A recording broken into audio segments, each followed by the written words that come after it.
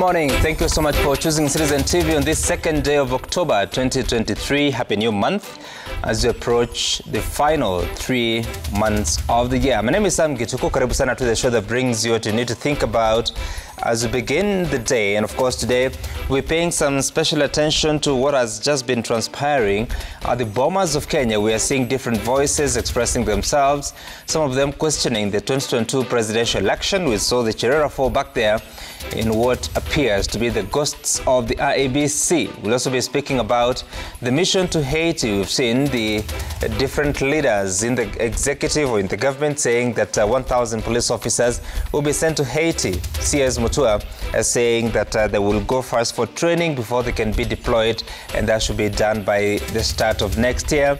What does it take? Is Parliament aware? Does it require that Parliament clears such a deployment, or what should happen? Because for Kenya Defence Forces, it is quite clear that the National Assembly has to make such a resolution approving that. But what happens when it comes to the police officers? We'll also be paying some special attention to what is happening within the political party, the ruling political party UDA, as they prepare for the grassroots elections. We'll be talking about that later on. My name is Sam Gituku. This morning on the Daily is the front page of the Daily Nation.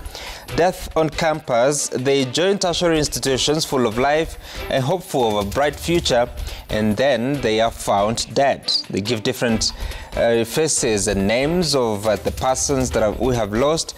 Gregory Mutinda was 24 at Technical University of Mombasa. Tricia Wawira was a University of Nairobi School of Law student. Samantha Nyawera, Murang'a University, studying tourism. Ivy Wangeshi, Moi University School of Medicine. Mercy Jerono was 18 at the Daystar University, studying Bachelor of Nursing. She just reported she didn't even last a week at the institution. William Mayange, Maseno University, Bachelor of Education, and June Jerop Kangogo, Kenyatta University, Master's student. College should be a place where students go to acquire knowledge and hone essential life skills, but it's becoming all too common for parents to pick up the bodies and shatter dreams of their children. Why does it happen? Who is at fault, and how can young people get help? Read about this inside the Daily Nation. It's a field day for five-star Kenyans in Latvia outing. The Kenya national anthem reverberated 5 times yesterday on the shores of the scenic Daugava River that snakes through Latvian capital in Riga and bowls into the Baltic Sea. Of course, you see the reason. Kenya's Sebastian Sawe claims his first global title in the men's half marathon at the inaugural World Athletics Road Running Championships in Riga, Latvia yesterday. And Kenya's Olympic marathon champion Perez Jepchirchir wins her third World Half Marathon title at the inaugural World Athletics Road Running Championships. And Margaret Chelimo and Catherine Amangole completed the 1, 2, 3 for Kenya. Then, of course, you see another story up there. I'll transform Kibera in 10 years, not 100 years. In 10 years, declares Ruto as he roots for his housing plan. 6 in 10 Africans living with diabetes not aware of their condition. This according to a study. And so much more that you'll read inside the paper. On the front page of the Standard, puzzle of a government living large. Economists reacting to the control of budget report say, in spite of the cost of living going through the roof, state officials are yet to tame their spending habits, splashing money with wanton abandon on things that can be avoided. 3.9 billion shillings is the amount the government spent on fuel in the last 1 year. 3.9 billion. 30 million shillings is the amount the government will spend on a political event to showcase its progress. The tragedy is that while the executive continues to waste resources, they continue to tell the public to sacrifice and tighten their belts. Yet Kenyans know the pain on pay slips and non-taxes is going to fund such waste. Hate mission, not a walk in the park. Veterans and civil society warn Kenyan police are ill-prepared to take on the ruthless gangs in the Caribbean nation.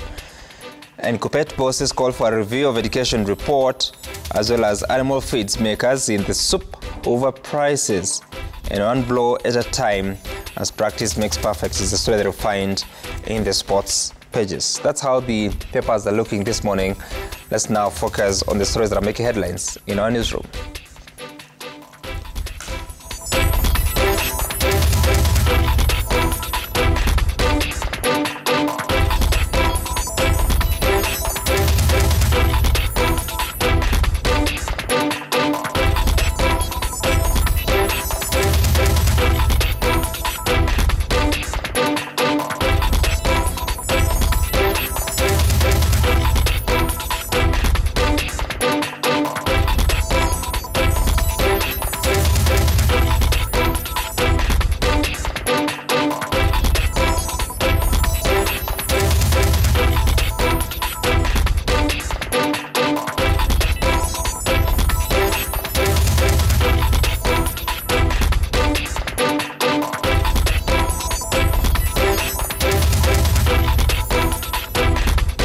All right, and we begin in the North Rift region, the bastion of the country's grain production.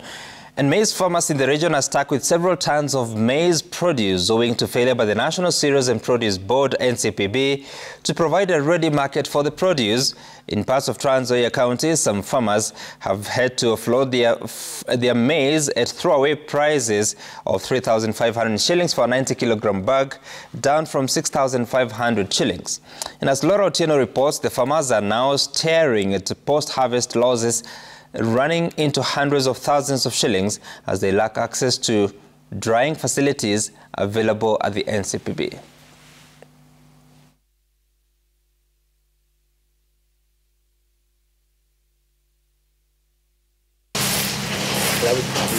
At Birunda area in Saboti, Trans Nzoia County, Andrew Sebei inspects as workers harvest and pack maize from his farm.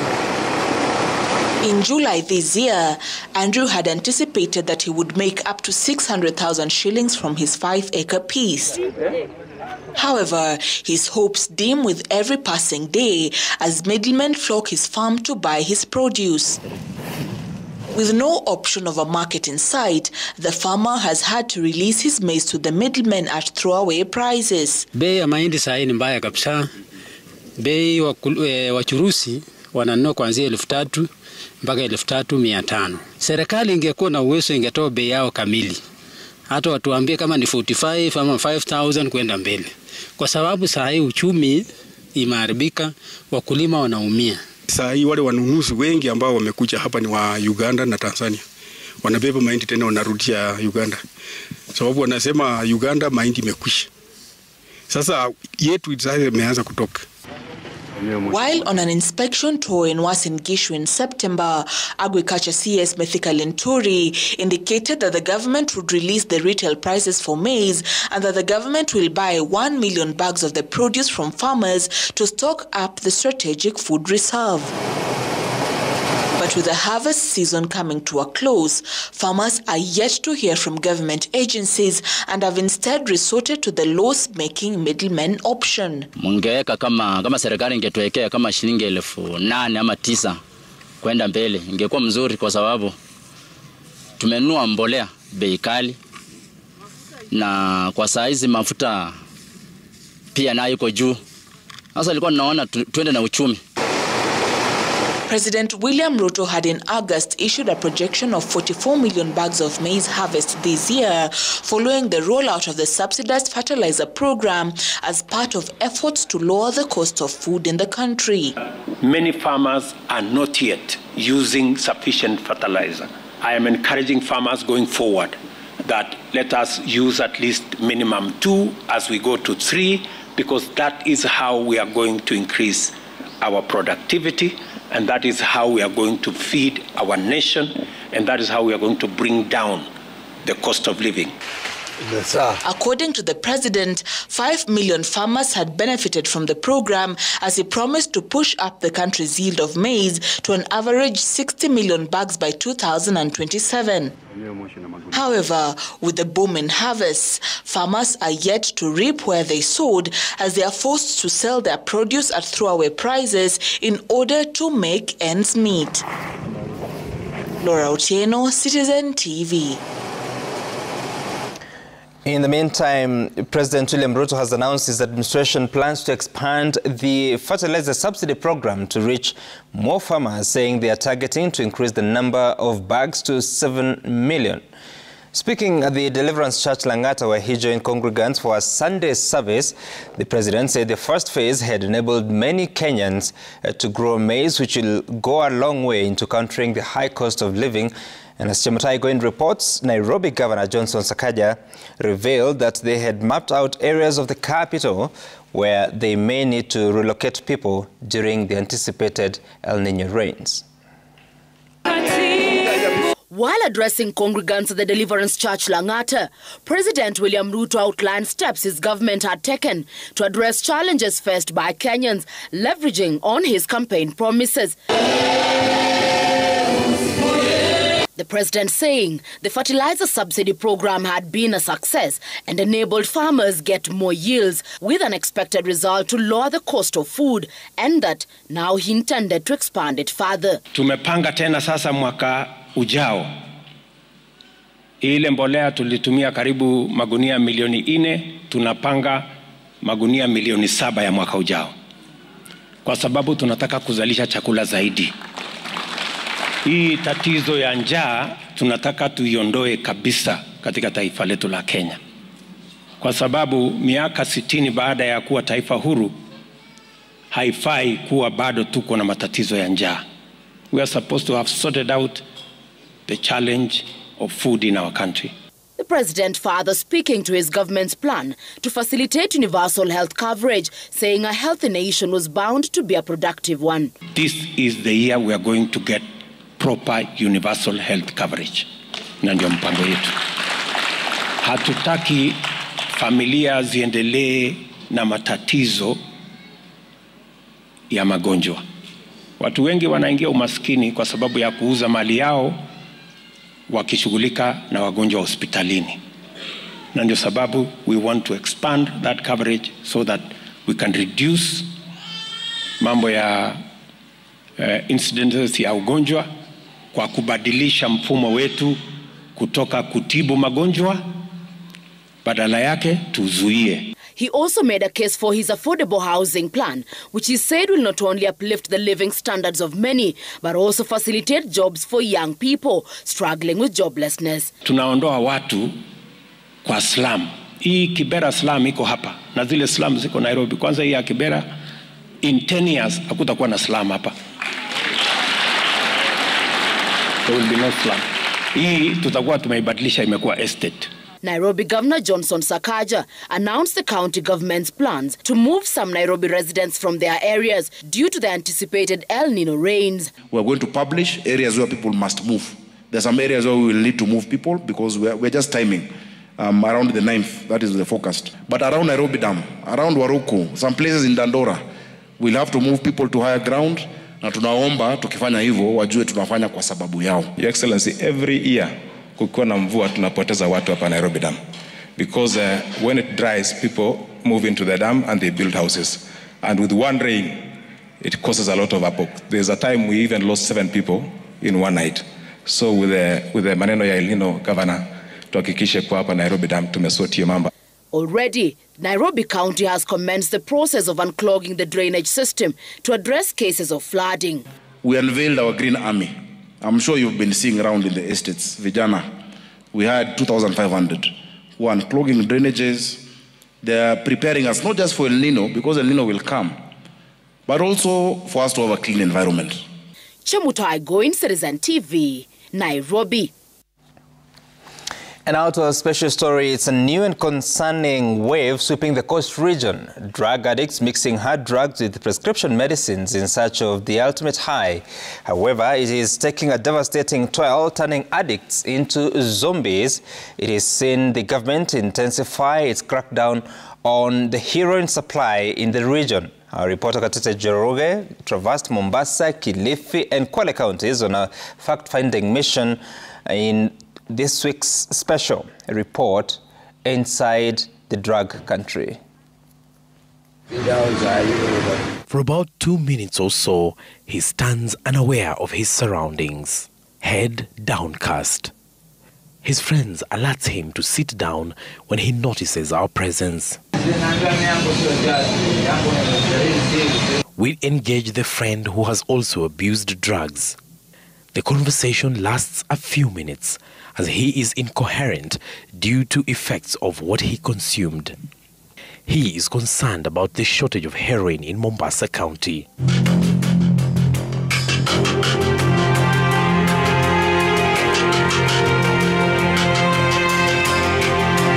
There is no staff, and the staff is very, very, very high, and it's low in steam. The two are among thousands of drug users in the coastal region who are struggling with the addiction amidst a shortage of the brown sugar. But now they have resorted to synthetic drugs.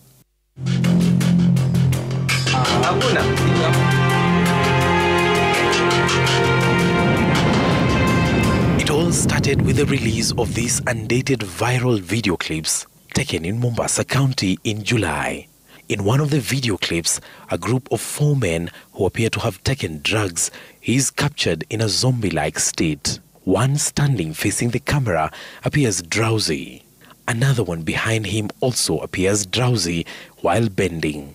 2 others are captured leaning on the wall.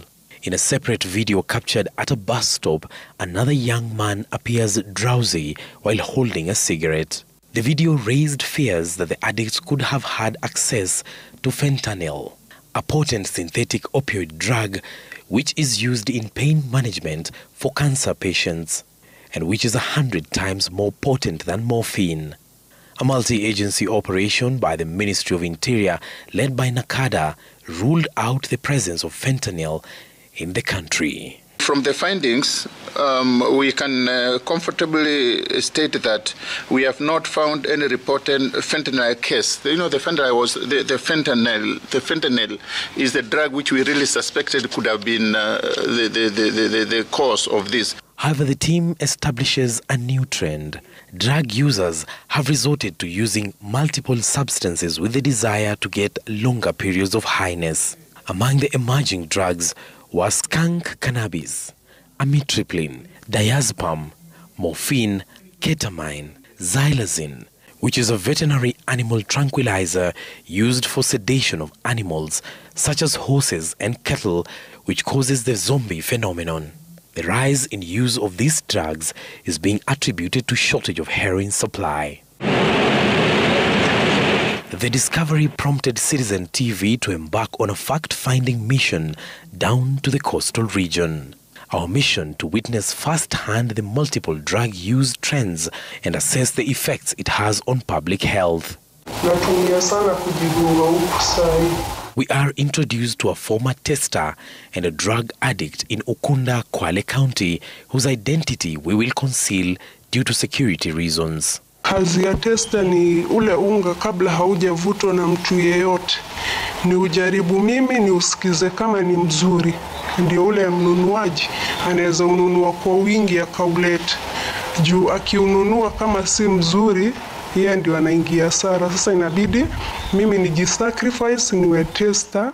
For a partly pay of 2,000 Kenya shillings and daily shots of heroin, she put her life on the line, traveling even outside the country to test different samples of heroin. Dark marks along her skin surface makes it clear that she has seen it all in her line of duty.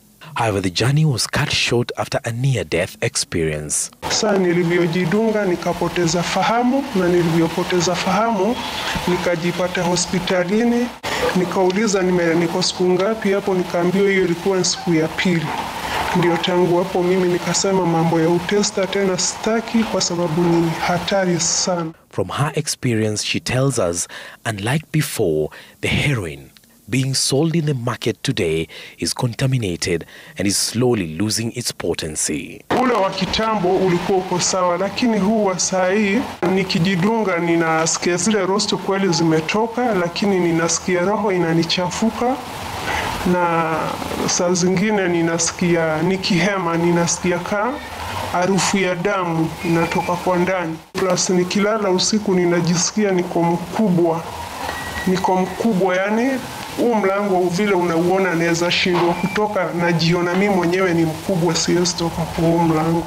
A situation that has pushed drug users to invent alternative ways to get high. Naweza chukua kama tembe 2 Lagatine, moja Mr. Red na hii moja nikazimeza baada ya kuwa nishajidunga. Huwa ninataka saa zingine nijisikie tu niko sawa, at least nijisikie ule unga umenichukua, umeniweka kama ule unga wa kawaida. She tells us that drug traders are now making a cocktail of up to 6 drugs that include hard drugs and prescription drugs. She demonstrates to us how one such drug is prepared and sold in the streets. To begin with, she takes 2 tablets of morphine, a powerful painkiller used to relieve pain among cancer patients. It is then mixed with 2 tablets of diazepam. Heroin is an important component of this mixture. Hii alikuwa kiongezea ya kuwasha. Ndio mteja ukijidunga inakuwasha mwili, juu mteja wa kudunga steam yake upatana huko kujiwasha. Surprisingly, aloe vera is used in preparing the final product. For the product to be complete, water is added before the mixture is blended. After blending, the mixture is placed in an oven or out in the sun for drying.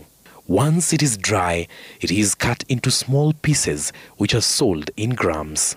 From 1 gram of heroin, a trader makes about 10 grams of mixed substances, which will later be sold in drug dens at a cost of 300 Kenya shillings per gram. We submitted a sample of the brownish substance to the government chemist.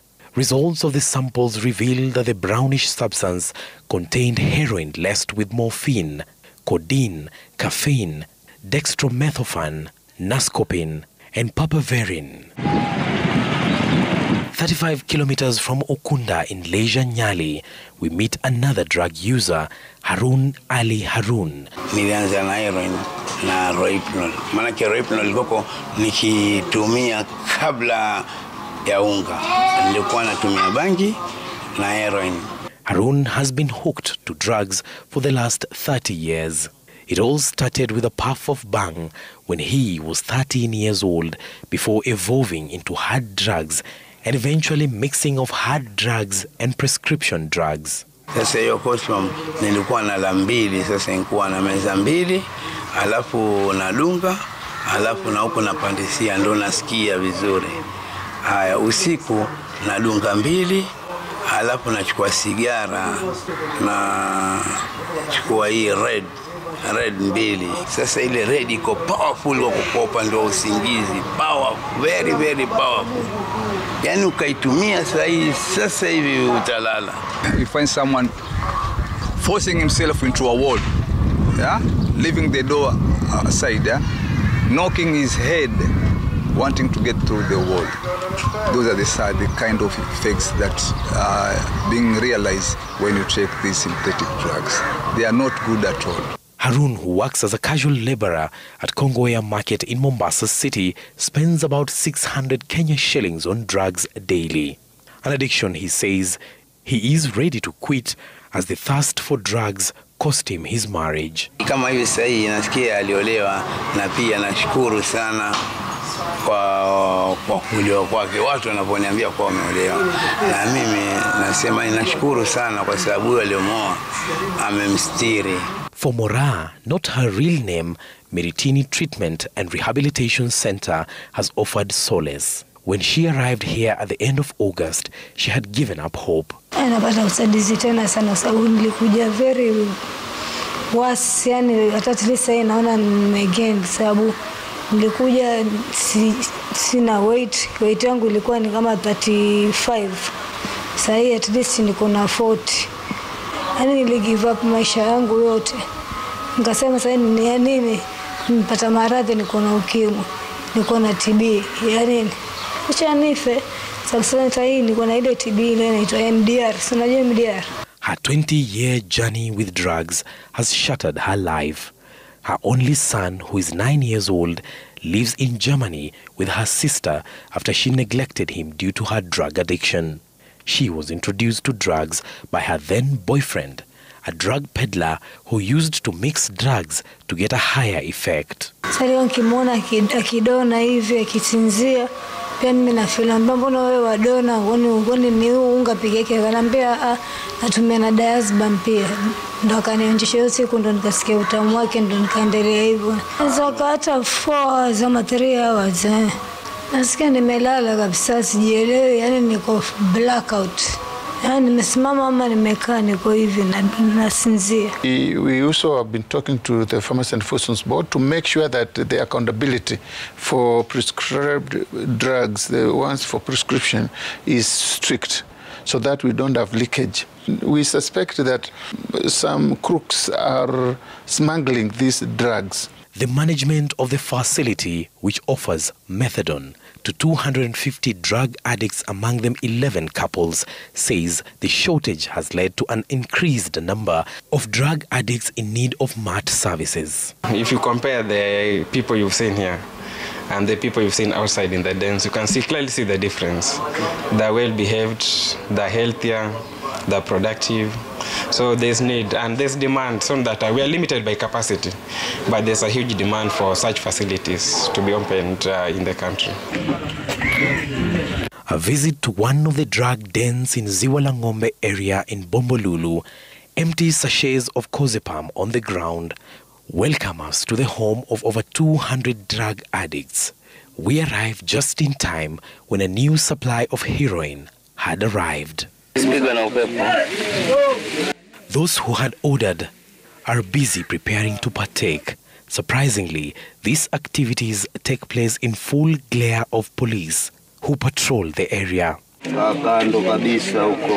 Peter, not his real name, is an addict. He is busy preparing his daily dose, a mixture of heroin, roster and cannabis. For 14 years, he has been hooked to drugs. He tells us almost all his earnings from the sale of scrap metal around Mombasa City goes to funding his addiction. Peter's sad encounter with drugs is when his dear friend died from drug complications. Alianza kufura miguu na tumbo. Naona tukaona kama yani amerogwa. Lakini si kurogwa. Wampeleka hospitali. Alifariki hapa Makadara. Akasema ni Cospam, alikuwa ametumia imeziba appendix yake. Even if maybe they would have been using opioids, and then after some time they can revert back to some economic activity, they can be able to be active in the society. Now that becomes not possible because of the prolonged effect, the sedation, the inactivity, and all the bad things that come with the addiction to these drugs. It is not all rosy for those who quit drugs and reform to be productive members of the society. Tuko recovering, lakini bado hatuaminiki. Tumerecover,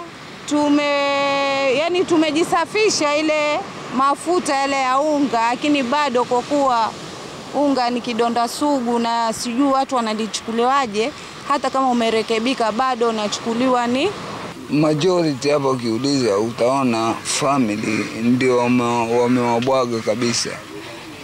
Wameacha sahi, hawana kazi wanapewa. County government yenyewe hakuna kitu inawapea ama kuwapatia kazi at least. A survey carried out by NACADA on the status of drug and substance use in the country in 2022 revealed that Coast Region was leading in the prevalence of multiple drug use at 10.5%, representing 256,397 people who use drugs. The survey also revealed that 1.7 million Kenyans abused multiple drugs. With the drug problem becoming a ticking time bomb among youth, the recovering addicts are appealing to the government to deal with the emerging drugs which could hamper efforts put in place to rescue thousands of addicts.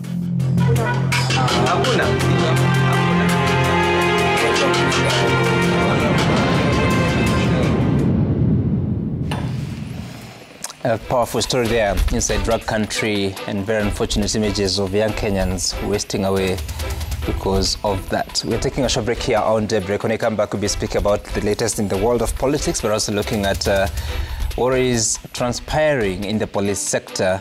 You stay tuned for that. We'll be back shortly.